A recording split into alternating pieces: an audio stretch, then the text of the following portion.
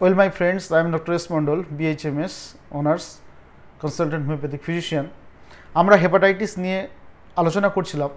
Already আমরা viral হেপাটাইটিসের hepatitis A, hepatitis B এবং হেপাটাইটিস সি সম্পর্কে পুরো ডিটেলসে আলোচনা করেছি।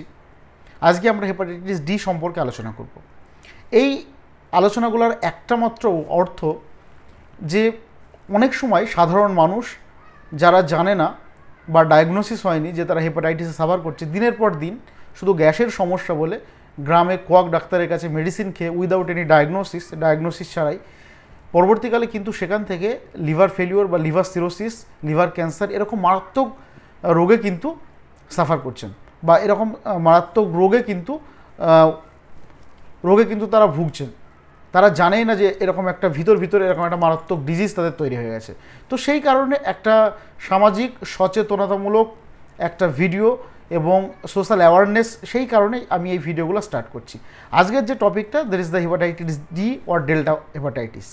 Hepatitis D or delta hepatitis, এই হেপাটাইটিস ডি সম্পর্কে খুব আলোচনাটা এই জন্য ইম্পর্টেন্ট যে hepatitis D also a single standard RNA virus.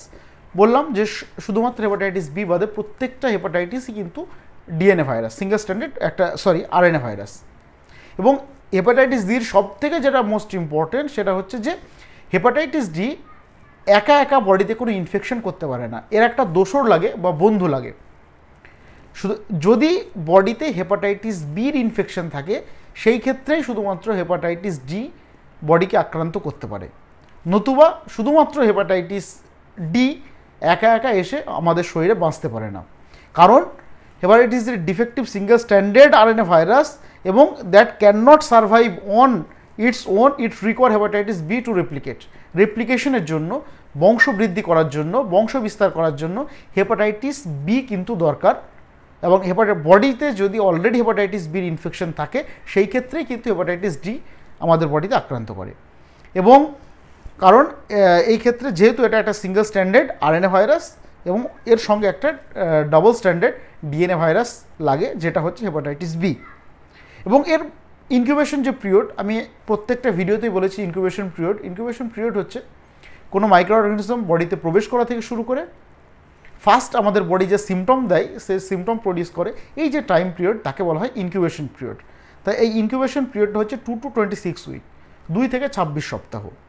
এবং এর যে ক্রনিক ক্যারিয়ার যেটা, সেটা অবশ্যই হেপাটাইটিস বি, কারণ হেপাটাইটিস বি থাকলেই তবেই কিন্তু হেপাটাইটিস ডি ইনফেকশন বডিতে হতে পারে। এবং the source of infection, what are the source of infection in case of hepatitis D virus? The source of infection is same as the hepatitis B. ঠিক hepatitis B এর ক্ষেত্রে যেগুলো বলেছিলাম, hepatitis D এর ক্ষেত্রেও কিন্তু সিমিলার বা same exposure যদি হয় বা সেম রিস্ক ফ্যাক্টর যদি কাজ করে, তবেই কিন্তু হেপাটাইটিস ডি ভাইরাস আক্রান্ত, মানে ডি ভাইরাস দ্বারা আমাদের বডি আক্রান্ত হয়। যেমন হচ্ছে হেপাটাইটিস বি এর মধ্যে সবথেকে যেটা, যে থ্রু ব্লাড প্রোডাক্ট, ব্লাড বা হিমাটোজেনাস একটা স্প্রেড ছিল, blood product, anatomical waste product বা ব্লাড প্রোডাক্ট, রক্ত থেকে এটা ছড়িয়ে পড়তে পারে, বা কোনো ইনফেক্টেড নিডল থেকে ছড়িয়ে পড়তে পারে, কোনো সিরিঞ্জ থেকে ছড়িয়ে পড়তে পারে।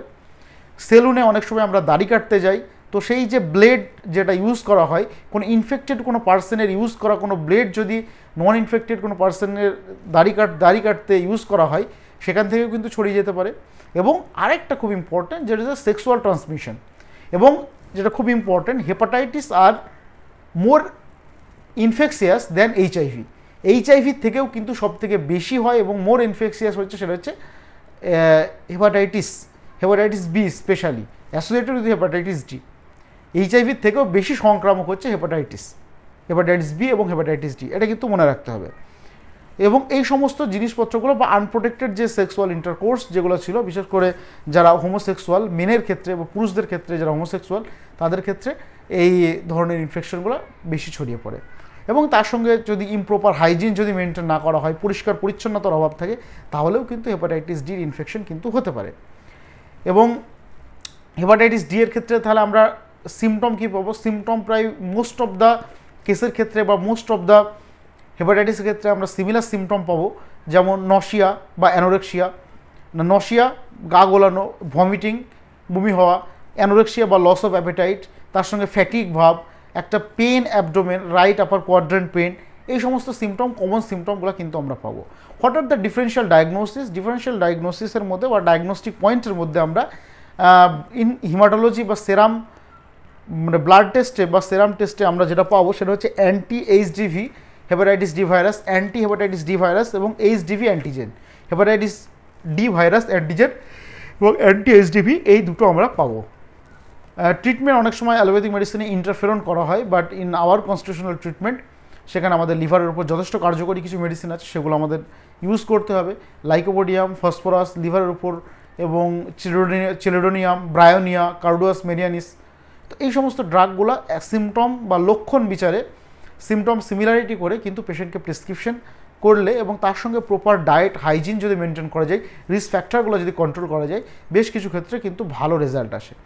এই ধরনের সমস্ত রকম ইনফরমেশন সবার আগে পাওয়ার জন্য আমার এই channel doctor S Mondal official, এটাকে সাবস্ক্রাইব করে রাখুন এবং পাশে থাকা বেল আইকনটি অন করে রাখুন, যাতে সমস্ত ইনফরমেশন সবার আগে পেয়ে যান। তো ভালো থাকবেন, সুস্থ থাকবেন, দেখা হচ্ছে পরের ভিডিওতে। Thank you.